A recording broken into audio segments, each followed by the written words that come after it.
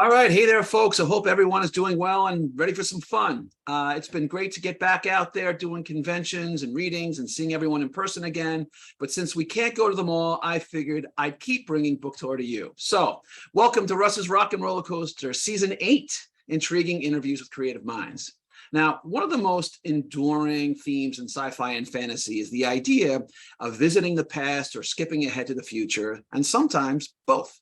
That's why tonight we'll do our best to unravel the time travel paradox. On our panel tonight is Michael A Ventrella, lawyer by day, writer by night. Michael writes and edits various novels and anthologies, including his upcoming anthology, Three Time Travelers Walk Into. Welcome back, Michael. It's not upcoming anymore. Okay, there you go. Oh, all right, good to see you. All right, also on our panel tonight is Kelly Robson, a Canadian short fiction writer. Her novelette, A Human Stain, won the 2018 Nebula Award, and her short fiction won the 2016, 2019, and 2020 Aurora Awards. Kelly consults as a creative futurist for national and international organizations, wrote the time travel-themed novel, Gods, Monsters, and the Lucky Peach, which I actually had the pleasure of reading not so long ago, and has also been a finalist for the Hugo, Nebula, World Fantasy, Theodore Sturgeon, Locus, Outstanding Aurora, and Sunburst Awards. Welcome, Kelly. Thank you, everybody. Great to be here. All right. And rounding out our panel, last but certainly not least, is David Gerrold, who created the Tribbles for Star Trek and the Slee Stacks for Land of the Lost. His most famous novel is The Man Who Folded Himself, and his semi-autobiographical tale of his son's adoption, The Martian Child, which won both the Hugo and Nebula Awards and was the basis for the 2007 movie starring John Cusack and Amanda Peet. David is also the 2022 winner of the Heinlein Award for outstanding published works in science fiction and technical writings that inspire the human exploration in space. Welcome, David. Thank you. Thank you. All right, just a heads up to the folks at home. Feel free to send notes or questions you have for the panel in the chat box during the show, and we'll get to a few at the end. All right, hey there, folks. I hope everyone is doing well and ready for some fun. Well, it's been great to get back in conventions. Well, hey there, folks. I hope everyone is doing well. Oh, sorry, that was weird. Just caught in a time travel loop. Couldn't help myself. Just a little time travel humor there, but then you knew I was going to say that. Gotcha again. All right. Let's get past that nonsense.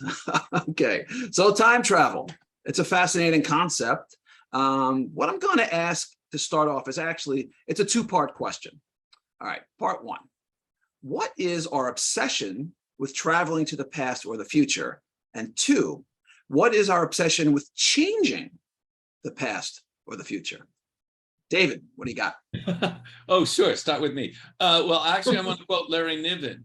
And this goes way, way back. Larry Niven says that a time machine is a make it didn't happen machine, that we go to the past to change something because we don't like the way things turned out.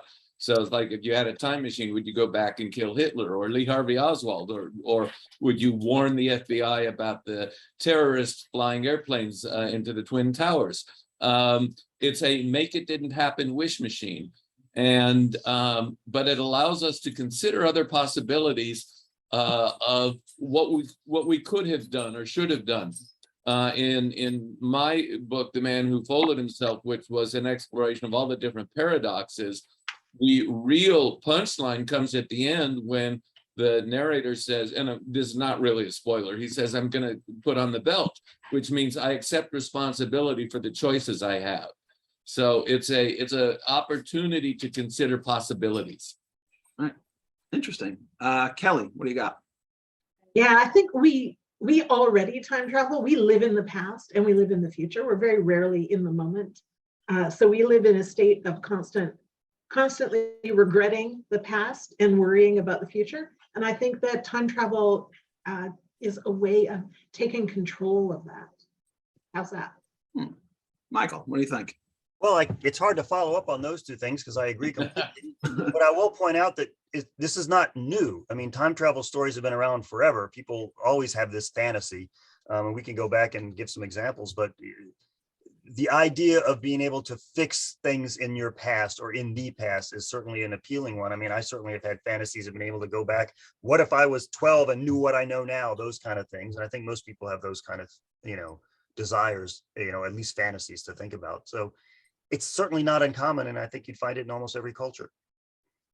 So one of the biggest themes dealing with time travel, particularly in going to the past, is that altering anything, even down to the tiniest detail, can irreparably change the future, such as in Ray Bradbury's classic short story, The Sound of Thunder. Do you believe that assuming for the sake of argument that, let's just put aside the mechanics of whether time travel could or couldn't happen. For the sake of argument, let's just say it could. Do you believe that the integrity of the space-time continuum is so sensitive and fragile that a single change in that moment can result in such drastic changes in the future? Kelly? I think that it doesn't.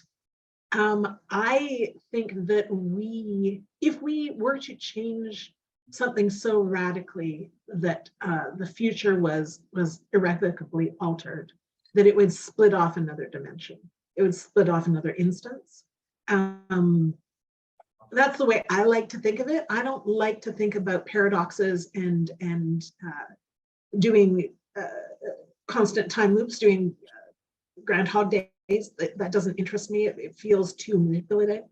We're gonna talk about that later, so don't jump ahead. Yeah. But I'll go back though. Do you think though that the integrity of the space-time continuum is that fragile that if I stepped on a butterfly, it's going to destroy the future? Is space and time that fragile that you think that would happen? I don't think so. I don't think it possibly can be. Physics is too robust, let's say. Michael, but that's just okay. Michael, what do you think? That feeling. Well, I'm not a scientist. All I can do is talk about what the different time travel stories I've read over the years, and one of them is that could happen, which of course makes an interesting story. But at the same time, little things happen in our lives every day, and I'm not sure they affect the world in general. If I step on a butterfly now, I'm not sure that's going to make a big, huge difference in the rest of the world. But at the same time, maybe just voting in a different way, that's a little thing, but that can really affect the world if a lot of people do it. So we can affect the future. So there's no reason to assume that if we go in the past and we do minor things, it might also affect what that future could be. But the question is going to be, one possibility is that you create a different timeline when you do that. One possibility is that you've always gone back and done that. So, it's the loop, that's the other typical time travel story. There probably more if I thought about it, but I don't know the answer. I'm not a scientist, but I know what works good. How about that? I don't think anybody knows the answer. That's why we're kicking it around. Okay, David, what do you think? Is the space-time so fragile that one? Well, I'll tell you this. It's a balance. I read an article recently, and I don't remember, but it was some kind of scientific research, philosophical. And maybe they'd run even a computer simulation where basically they said little small changes just blur out, that things just keep going the way they're going to go. But at the same time, I think if you had a time machine and you killed Hitler or Lee Harvey Oswald those would be big changes produced by a very small action. So I think there's a balance. It depends on where that change occurs. There's been a number of books and articles based on the idea of what if Duke, what's his name, had not stopped, had not gotten lost, and the assassin had not stopped there for a sandwich. What would have been different? Would we still have ended up in World War I? Maybe. So I think it's a balance. It depends on where that change occurs. But in the great grand scheme of thing, I have to agree with Kelly that the timeline isn't as fragile as authors have loved to pretend it was or is. I mean, it's sort of interesting. I mean, of course, It was a horrible moment, but 9/11 should have happened much sooner when the first attack on that building occurred. Yeah. It was actually a successful bombing. The bomb did go off, except the terrorists parked the van 10 feet in the wrong spot. He was supposed to park it next to a support beam. If that bomb had gone off by the beam, it would have taken the whole building down, but he parked it over against the wall and it just made a mess. So in that case, you could argue that 10 feet was the difference between Yeah, good point. or a tragedy. Yeah, very good point. Right. So anyway, okay. So many tales in sci-fi and fantasy focus on the destruction that could ensue if we change the past, from the famous Harlan Ellison episode of Star Trek, which I just watched the other day again, The City on the Edge of Forever, or Stephen King's 1961, and so many others. The dramatic notion is that change, even for seemingly virtuous reasons, will result in doom and destruction. But others, such as Quantum Leap, and I just watched a new one just right before this, posits that changes to the past can improve the future. So if we had the ability to go back and, move the chess pieces around a little bit, do you think that we could make changes that would overall benefit certain individuals or society without it becoming, let's say, such a radical domino that it spins the whole planet off its orbit? Kelly, what do you think? Yeah, I think if we're talking hyper local and hyper personal, we can definitely affect people's lives. We know we can affect people's lives now without even time travel. You give the right $20 bill to the right person on the street, and you can turn them around potentially. When you are making big swooping changes that have far-reaching effects, it's much more easy to make things go wrong, because the wave pattern just cascades out so far, right? But then we might not see the small beneficial effects from it. That's just what I'm pulling out right now. Michael, what do you got? What do you think? I agree that there are big changes you can make, as David pointed out. If you stop Sirhan and Kennedy became president instead of Nixon, the world would be a completely different place right now. I'm convinced of that. And that would be the kind of change that would help everybody. The question, of course, is who gets to decide what changes gets to make. And if there's more than one time travel machine out there, then who's going to come back and try to change it back the other way? That's right. The issue is when we start getting to play, I don't want to use the word God, but I will in this sense, if we get to play God and decide that we're going to change history, that's a big responsibility. Someone else thinks that it's great that Kennedy died and thinks that Nixon is wonderful. So it's who gets to decide is one of the big issues, I think. And also, I might posit that each one of us might have a different metric about what we consider to be a positive change versus a negative change. Yeah, I think there's some people out there now who would be very upset if we went back and killed Hitler. There seems to be a large contingent of Nazis out there these days. Yes, they certainly did. So, David, what do you think? Can we? Well, good, bad changes. I explored this idea in the story I did for 3 Time Travelers Walk Into. I made it a personal. Thank you for holding that up. I just got my hardcover copy yesterday. Thank you so much. I explored that. I wrote a story called The Man Who Broke Time, and it's not the best title. It was the only one that occurred to me at the time. I was like, all right. But in my story, I get visited by Harlan Ellison, Dorothy Fontana, and a future version of myself. And in the story, what happens is I discover that I have a choice between a very unfortunate consequence or becoming the kind of person I don't want to become. And that is really, I think, the essence of a great time travel story is you look at the possibilities and you decide of the possibilities. Sometimes the worst one is the only one that is acceptable because the alternatives are even worse. That's a terrible way to phrase that, but yeah, you end up in that story. I end up assuming a burden of pain, right? Because the alternative was worse. So Yeah. Speaking of that, so I've had this conversation several times with some people. So let's kick this around because it's relevant to today. So let's go back to early 2020. The pandemic is either it's right upon us or it's right there. So Trump's already in office. Now, what if we were able to go back in time and talk to the gremlins inside his head and get them to tell him to say the right things? And he were to say, if he said, my fellow Americans, this terrible virus has been unleashed upon the world because it's very real, it's very serious. This is what we need to do to come together as a people, because this is not going to go away tomorrow, right? Wear your masks, get the vaccine, et cetera, et cetera. And he said all the right things, right? And people really rallied behind him. Now, I think we could probably argue that the pandemic still would have happened. His words would have magically solved the problem, but we probably would have saved a lot of lives along the way and saved a lot of money. However, I would also posit that if he had done that, he would have been reelected, and he would be in office right now.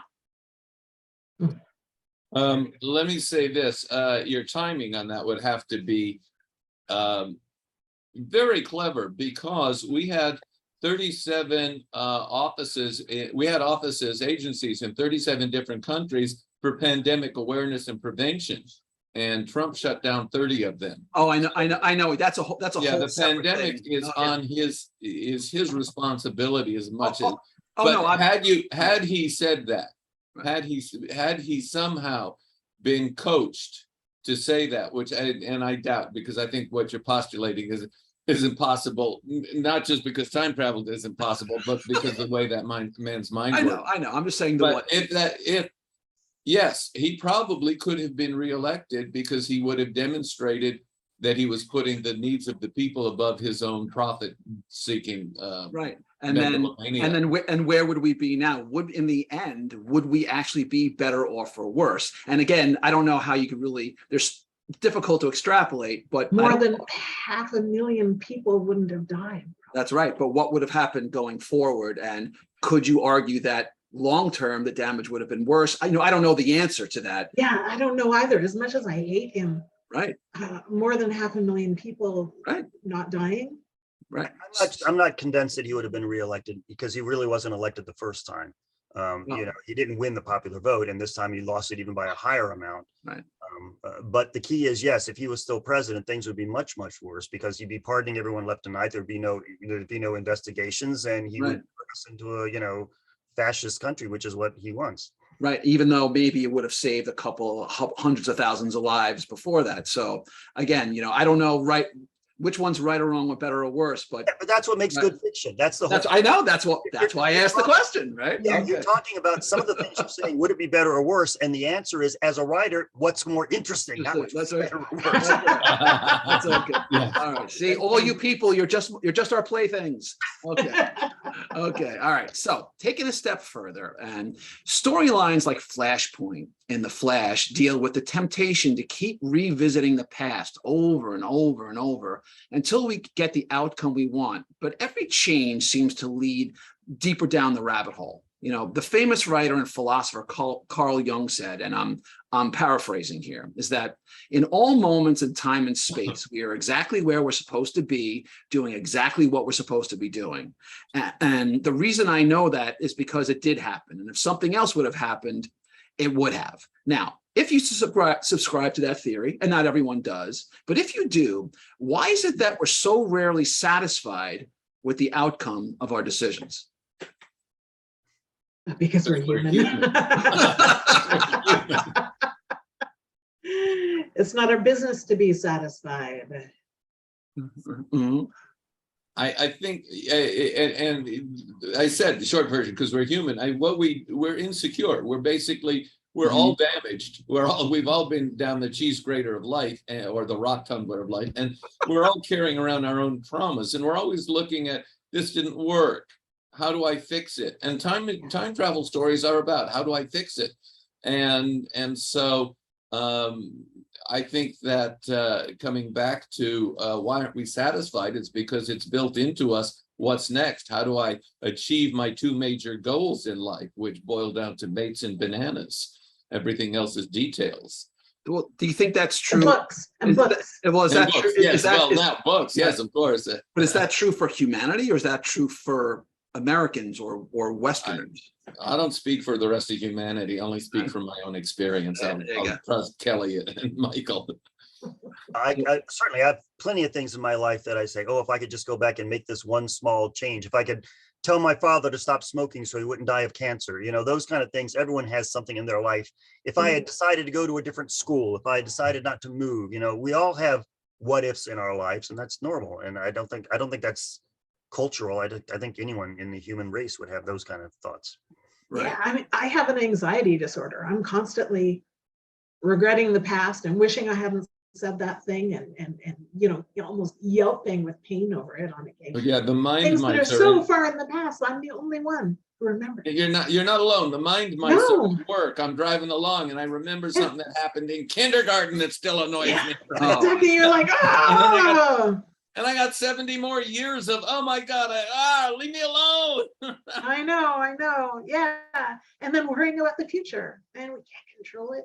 But God, don't you wish you could? But if you could, though, but I guess I'm kind of getting at is that, let's say you identified one of any number of issues, things that bugged you, and you went back and you say, okay, I could fix that. But would that ever really be enough? You fix that one, but then is there another one and 2 more or 5 more, or 10 more, or 20 more? Or is it just at a certain point, you just have to say, you know what?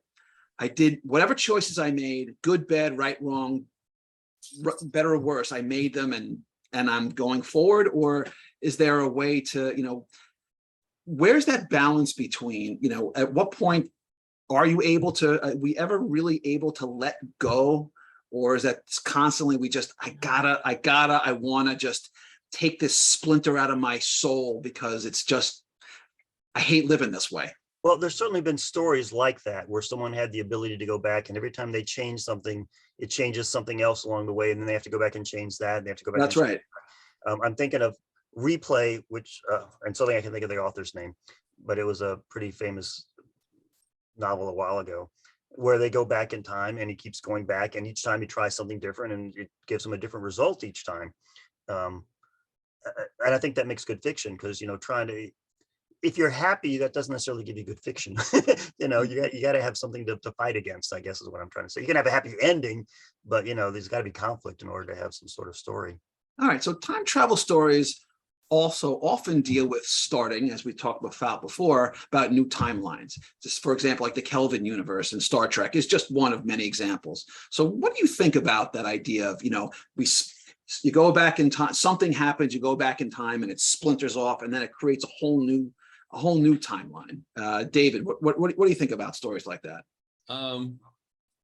Well, yeah, it essentially what you're postulating there is the multiverse, which is it's good fiction. I mean, there's a great novel by Ward Moore called Bring the Jubilee, in which a guy invents a time machine, or he has a time machine, and he goes back to observe the Battle of Gettysburg, and it turns out wrong. North wins this time. And he grows up he watches the changes where the South has been defeated and the North wins. And on the one hand, he's regretful because he wiped out his original timeline. On the other hand, he's observing a different direction for the United States. So I think culturally, or when we talk about whole civilizations, we're talking about the morality of the civilization we live in. And that is a very useful idea for science fiction writers. I think we have a lot of fun postulating what happens. There's a lot of books of what happened if Hitler won. The Man in the High Tower, Man in the High Castle. High Castle, right, by Philip K. Dick, is absolutely very disturbing. And there's Sierra Kornbluth's Not This August. These are very disturbing books, but they allow you to take a look at, would we be better off or would we not be better off if certain things happened? So, yeah. Right. Okay. Michael, what do you think? The problem with multiverse stories quite often is that one of the things I don't like about time travel stories is when time travel is used as an easy fix. And sometimes I see that in alternate histories. Well, our timeline is okay, screw the other ones. That's all that matters to them. And I'm thinking of the Avengers movie where, oh my God, they built up this story for like 15 movies. Oh, we can solve it. Time travel, blah. And it's just, to me, that's easy. And I kind of get frustrated with that. And sometimes I see that in the alternate, in the when you have multiverse stories. We see that in comic books all the time. And one of the reasons why we've seen that is because comic books have been calving off multiverses for decades, right? Just to get another look at characters, to do a do-over, to see characters play in another universe, and that's fun. It's fun. Yeah, I mean, ultimately, I think what happens there is that, you know, they have to sort of ultimately get back to their original storyline. So they concoct some reason why they save the day, solve the thing, or it was all a mistake, or like you said, you know, we're done with that. Okay, so let's talk about the use of time travel, where the time traveler runs into their past or future self. You know, Back to the Future always comes to mind, you know, at the end, whereas Marty 1 narrowly misses Marty 2. You know, if you were to travel back and then forth in time, can two versions of the same person exist at the same time? Why not? One of the first time travel books I ever read as an adult, when I was in high school, the first adult time travel book I ever read was something called The Man Who Folded Himself. And that happens all the time in that book. The classic. You know? Yeah, every time I was able to write only 3 pages a day on that, because then my mind would freeze up, all the gears would jam, and because I wouldn't know what came next. And then, you know, I'd figure out, oh, I could do this next, and that would be good for 3 pages, and then it's like I'd jam up again. And so that book took a while to write. It was not something I could just sit down and churn out. But one of the things I wanted to do was explore every possibility that if I had a time machine, what would I do? And I'm sure I missed a few, but and with the benefit of nearly 50 years of experience later, there's a lot of other things I would have chosen to do and I'm not going to rewrite the book, but if you could meet yourself, what would you do? And that was a large part of the exploration. And look at all the different possibilities and choices you have. They just did it recently in Strange New Worlds in Star Trek. You know, haven't seen, you know, Captain Pike gets a visit from his future self because he is positing doing something that he thinks is virtuous in the moment, but it actually would have resulted in something else tragic. And it wasn't so easy for the younger of the 2 Pikes to bite down on that one, because I can fix this problem today, right now, if I just do a thing.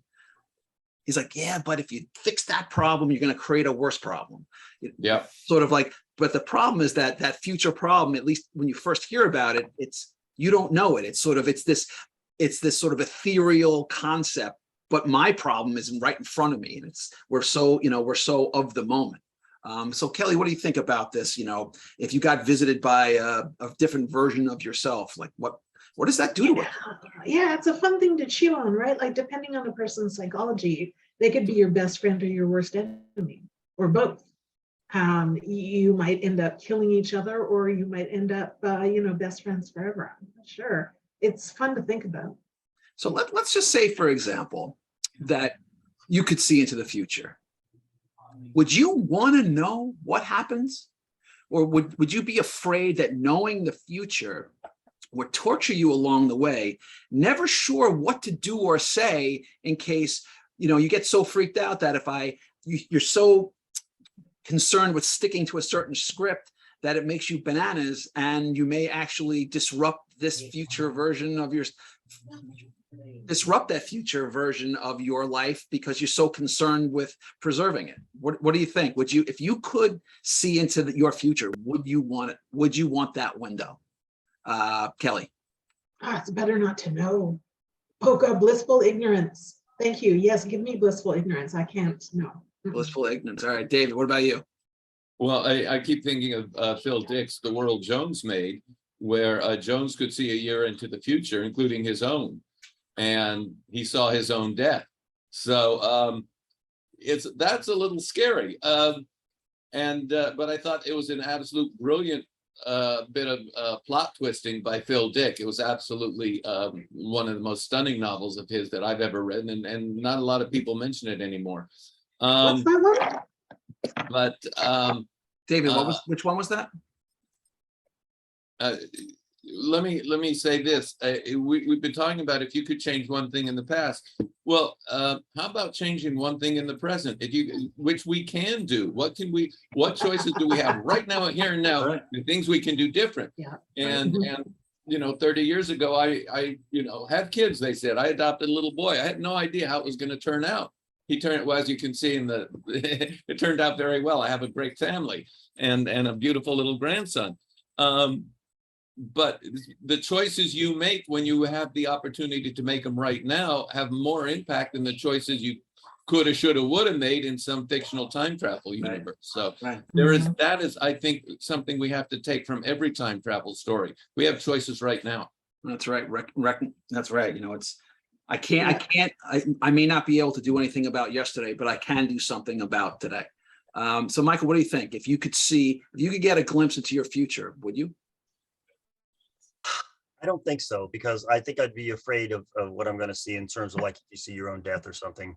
And if I saw something in the future, I would be trying to prevent it perhaps, or maybe trying to make it happen. And that just changes your whole life, because I think you become obsessed with that. I think that, would be an interesting concept for a story, but at the same time, I don't think I'd want to do it. I mean, think about, the Terminator franchise. I mean, particularly like in T2. I mean, look what happened to Sarah Connor. She knew that this Holocaust was coming. I mean, we know how it turned out for a while, but man, it did pretty horrible things to this woman. Her life was not happy. No, it was not. Yeah, But yet, had she not known, maybe they wouldn't have been able to prevent, at least for a while, the Terminator Holocaust. So who knows? I don't know. All right. So going back to an earlier joke I made about the loops, and we had talked about it before. One of my favorites, and I know Kelly, you've already said you don't like it, but one of my favorites and my favorite movies ever is Groundhog Day. Yeah. Where Bill Murray lives the same day over and over again, or the super entertaining, Live, Die, Repeat, where we get to watch Tom Cruise get killed over and over and over. And, there was a great Star Trek episode in the time loop. So as a story, Russian Doll did that well as well. That's right. Russian Doll did that. That was a cool one as well. So as a storytelling device, what do you think about live the same day over and over until you reach a certain change that locks in the future? Kelly, we already know you don't like it. I don't care for it. I like it as so in the way that I have in God's Marvelous Lucky Peach is time travel with no consequences. You time travel, you bubble off an instance of a separate universe. When you leave, that bubble collapses. So whatever you've done in the past, it's gone. Or so this physicists tell them. So what I like about that is the idea of trying to get something done in the past, being able to jump to an instance in the past, try to make a change, fail, come back home, think about it some more, jump back in, try and make the change, like try to get to an end. I like that better than being the pawn of fate. Okay, David, what do you think about the live the same day over and over? Could I pick the day? I don't know, maybe. If I could pick the day, I would know what day I would pick. Okay, hang on. You're spoiling my mojo. Same thing. Put that in your pocket. Let's talk about generally speaking. But if it was just, an ordinary day and I had to keep doing it over and over again, I think I might be a little bit like Bill Murray. Like, how can I make a difference in this one day? As long as, I couldn't change everything, but if I can, save a couple lives or make a difference here and there. But at the same time, noticing Groundhog Day, he used the time to learn how to play the piano and he learned French and that was ultimately though, because at the beginning, he obviously flipped out and resisted, right? He went crazy, he tried to kill himself, and then at a certain point he started to figure out that, well, if I'm gonna be here, maybe I should do something about it. Myself, I discovered I'm far more resilient than I ever give myself credit for. So I don't think my freak out period would be that long.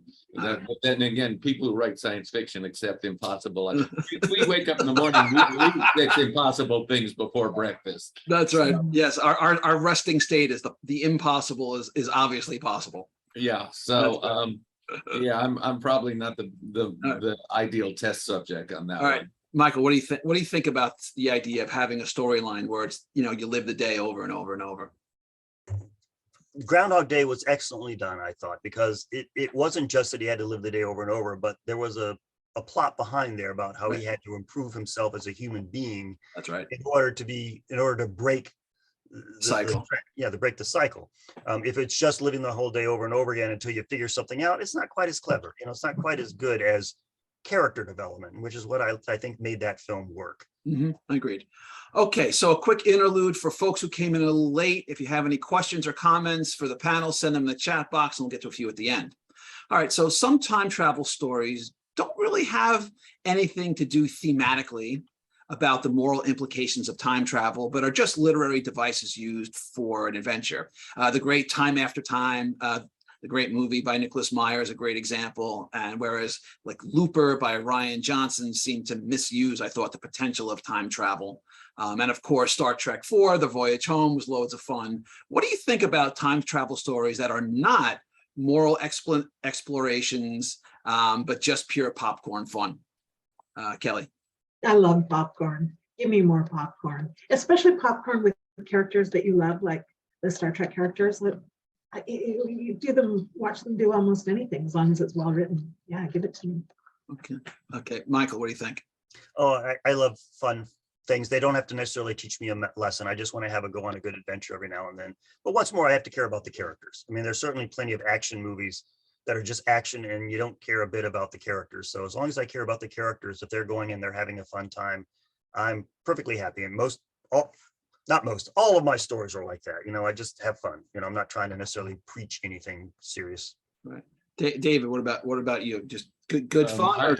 I agree with Kelly and Michael. Is like, if it's a good story, I'll make popcorn and have a good time. Star Trek IV, I thought was a very silly movie, but it was fun to watch. Right. There have been other time travel movies that have been wonderful. The Time Machine version that George Pal did is just a fun movie. Yep. But my favorite of all the time travel movies is the one with Malcolm McDowell playing H.G. Wells, and he travels to the future time after time. Time after time. Yeah, that's and Mary Steenburgen, and it's just a fun movie. Yeah, really good. Yes, and there's also, one of the clever elements of it is always, it's sort of the fish out of water component of it, right? It's in that one, H.G. Wells, Herbert, as she calls him, I love when he goes into McDonald's and he's listening to the guy and I'll have a Big Mac and fries and do you have tea, please? And that's exactly the scene I always think of when I think of that movie. Is but then he samples the fries. He goes, "Oh, Palm Reeks." He recognizes him. And he's like, "Ooh, these are quite Scottish place. These are quite nice." All right, so we got into it a little bit. I think, Michael, you mentioned a little bit before. So, do you think that the notion of time travel fiction is being explored well? Or do you think we've gotten to a point where the let's tell a time travel story has kind of been, or has it been done there, been there, done that, or is there just or is there more to tell? Oh, there's just so many of them, but there's nothing wrong with that if it's done well, but there are so many after a while you go, oh, not another time travel story. So you try to figure out if it's a good one or not. Time travel, like we said earlier, there have been time travel stories since, I don't know, Rip Van Winkle, a Connecticut Yankee in King Arthur's Court. People have been writing time travel stories for a long, long time. And there's plenty of them out there. You just got to do a little search on the internet and you'll find tons of them. But a lot of them are just not that good. You find the good ones, I have no problem with people writing time travel stories. I have a time travel story, and it's just, you got to find the good ones. That's like saying, do we want to read any more, stories about first encounters? Well, sure, if it's good. David, what do you think? Or have we done the time travel? No, same thing as Sherlock Holmes. I'd read a new Sherlock Holmes story. I just wrote a Sherlock Holmes story, and if you can do something new and interesting with it, something that nobody's done before, or bring an insight to it, yeah, absolutely. I think that all of us who write, especially in science fiction and fantasy, are standing on the shoulders of those of us who came before, H.G. Wells, Jules Verne, Right. Heinlein, Asimov, Sturgeon, Clark. I don't mind if someone stands on my shoulders as long as they're not wearing cleats. We are all discovering new things, and it's not just time travel. It's look at what's been done with the vampire genre. Right. Some good, some questionable, but we're always exploring. And I expect somebody's going to come up with some time travel concept that's going to leave me gasping for breath. I certainly hope so. I look forward to it. Yeah. So I want to ask one other one movie that used time travel that I thought was quite interesting was 12 Monkeys. What was really great about that one, I thought, is that it's in the idea of sending back, there was this terrible plague that wiped out most of humanity, and they take poor Bruce Willis and they send him back in time to find out about, what is the army of the 12 monkeys. And what was brilliant, I thought, is that his mission was to find out what that was about. It wasn't to prevent the tragedy. It was to find out where ultimately they discovered where the ground zero was. And it was sort of fascinating where the hero does his job and humanity gets almost wiped out anyway. So what do you think about that idea, of, the time travel, mechanism being used not to save the day, but to glean where to go from here? What do you think, Kelly? Or to just have to do gonzo things.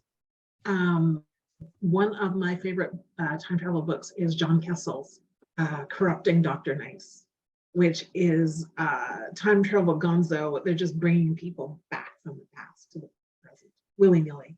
And one of the fantastic, absolute master strokes in that book is there's a legal debate between about the rights of time about time retrieved people. And one of the lawyers on one side is Abraham Lincoln, and the lawyer on the other side is Jesus. And it's just, it's just freaking brilliant. John Kessel is just nuts. He's so good. Michael, we got your next client. Yeah. That's right. So I highly recommend that one. Yeah, so that doesn't really answer your question, Russ, but I really wanted to mention that All right. because I just love the complete gonzo-ness of it. All right. Okay. Let me put something in. There was a story I read, and I don't remember the title, where time travelers had rented a house above the city so they could watch the city burn when the plague burnt out. They were time traveling tourists visiting great disasters. And they were just there. They weren't there to try and warn anyone or prevent the disaster. They were just there to observe. And the same way people go on roller coasters to have a little thrill ride. They were using time travel as a thrill ride. Wow, I don't remember the title of it. I think there was a movie version, but I don't remember it. It sounds like a series by Peter Heck and Robert Asprin had something like that. Time traveler tourist. It might have been that. I'm not sure. Okay. All right. Well, that was great, but now it's time for a special segment where we spin the wheel. On the wheel of 7 possible categories, which I created specifically for this panel. Wherever it lands is what you get, and the categories are Sophie's Choice, Moving Day, TV Time Machine, Benjamin's Button, Quantum Leap, Looper Duper, and everyone's new favorite, Kick 'em in the Junk. All right, Michael, you're up first. We're gonna spin the wheel. Whatever you get, wherever it lands is what you get. All right, no whammies. That's all I'm gonna tell you. All right, where do we go? And Michael, you get. I'd like to buy a vowel. No. Sorry, Sophie's Choice. Okay, so bear with me on this one.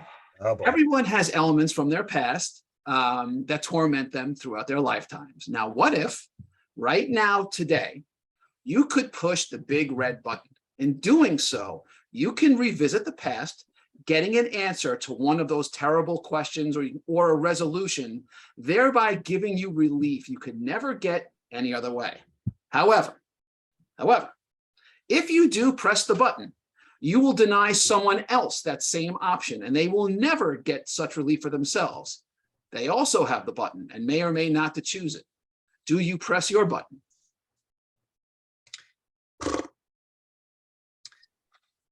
I will, only because the thing I would press it would be to go back and try to find a way to get my wife diagnosed before they found out she had terrible cancer.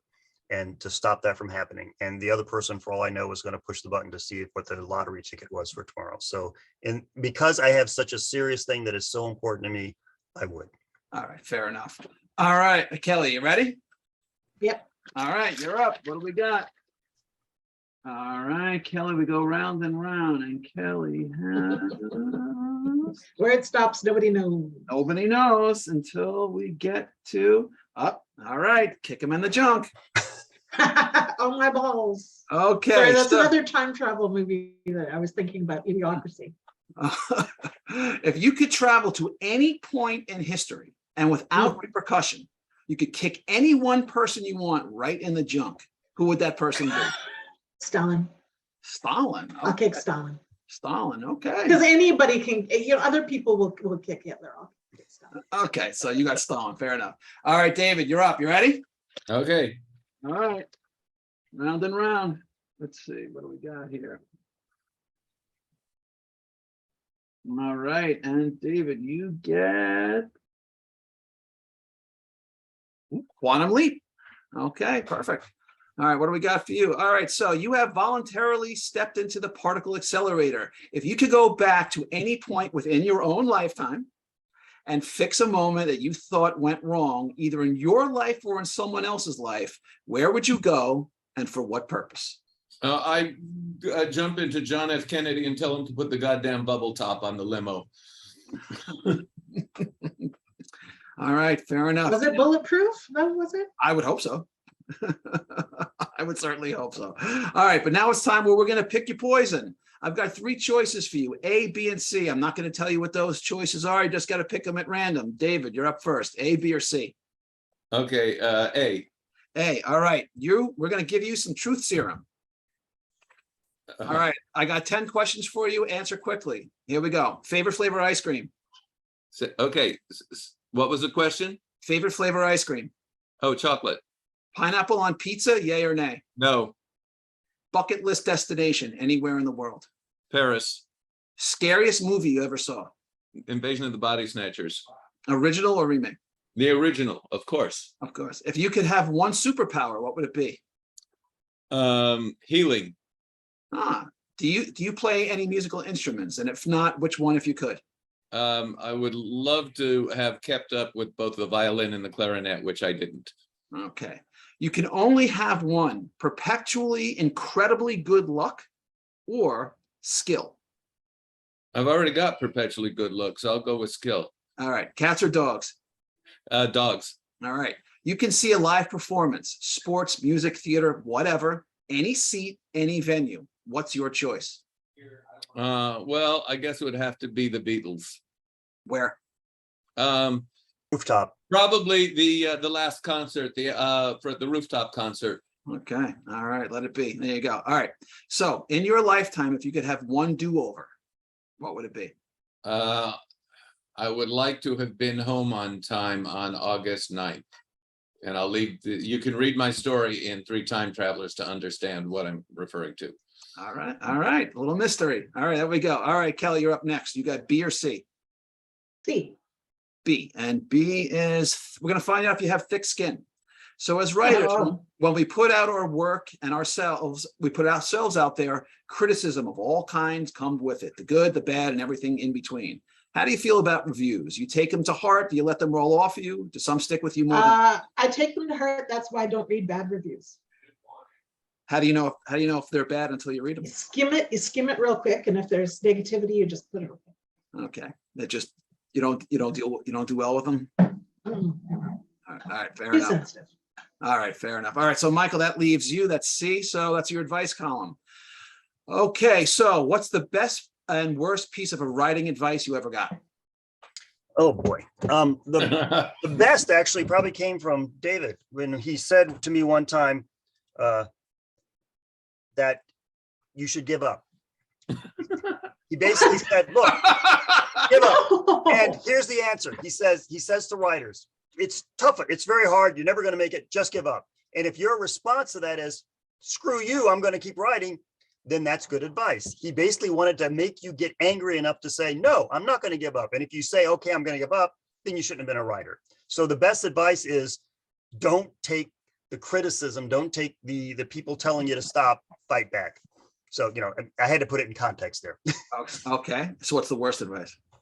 Oh, the worst advice is people telling you to write for the public, to say, well, look, people really want stories about vampires, so you should write vampires now. Coincidentally, I did write a book about vampires, but it wasn't because they told me, because I really wanted to write it. So writing for what you think the public wants is bad advice. Write what you love, because if you don't love it, no one else is going to love it. All right, fair enough. All right, so we have a few minutes for some questions, but we don't seem to have any coming through. So I'm going to share my screen, and bear with me just a minute, and we're going to share some good stuff for everyone who's being very patient at home. Give me 1 second here. All right, so we're going to do a little screen share. Here we go. And okay, so what are we looking at here? All right, that's High Times in the Low Parliament. That is my novella, just came out in August. It is a lesbian stoner buddy comedy with fairies about Brexit. No time travel. Naturally. What else would it be about? Okay, wait, say that again. So it's a lesbian stoner buddy comedy. Stoner. We love stoner buddy comedy. Awesome. So, with fairies about Brexit. About Brexit. Wow. Okay. You have a captive audience. Okay. All right, David, what do we got here? That is my latest novel, published by Daw. I got annoyed at a certain TV series for not exploring a planet with dinosaurs. So I wrote this book. I started writing this book about world build in an ecology that had gigantic creatures in it.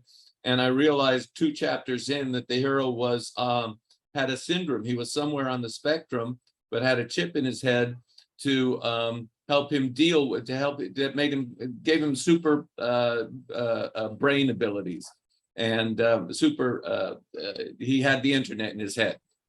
And so I was able to write the story from a point of view of a character who is very enthusiastic about this new world that human beings have colonized, and got to explore this amazing world. And I had great fun with it. And we got a pretty good reaction, pretty good reviews, and it sold well. So I'm very happy with it because it was a kind of a breakthrough for me to write in a different voice. All right, very cool. All right, Michael, what do we got? This is my latest anthology I've edited, so I don't have anything written in here other than the introduction. But the idea is you get 3 people from various time periods, throw them together and have an adventure. And basically that's all I told people to do. And so we have some really great stories with some really strange cooperations. But I have stories from David Gerrold and Jonathan Mayberry and Lawrence Wyatt Evans and Jody Lynn Nye and lots of big people I've been reading for years. I'm so thrilled to have edited them in this collection. Great. And it's out now, correct? It's out now, yes. All right, very good. All right, very cool. Okay, so as for me, if you like a little sci-fi noir with your time travel, I'll encourage you to check out Crackle and Fire, the first novel in my ongoing series featuring hard-boiled private detective Angela Hardwick. In Crackle and Fire, a young executive hires Hardwick to track down a missing intern who stole some highly sensitive files. The investigation leads Hardwick to an Occupy Wall Street type of a movement, a secret time traveling system, and a serial killer from Earth with galactic ambitions of his own. Crackle and Fire is available on Amazon and published by Crazy 8 Press. And of course, I would be remiss not to mention Hot Ash, the 3rd book in the series, which just came out, and Hardwick is hired by a middle-aged widow who claims that her stepkid stole her deceased husband's real estate empire from her and wants help getting it back. The investigation leads Hardwick to a new form of cocaine, a majestic dome city covering up a horrifying secret. And if you want a signed copy of either or both, you can order them for me directly. Okay, so I want to thank, that's our show. I want to thank Michael and Kelly and David for stepping in and out of time to chat with us today. And I want to thank everyone who's watching at home. And if you want to see me in person, and also Michael in this case, for my final convention of the year, I'll be at PhilCon in Cherry Hill, New Jersey, the weekend of November 18th through 20th. So as always, until then, I will see you all next week. All right, thanks everyone. That's our show.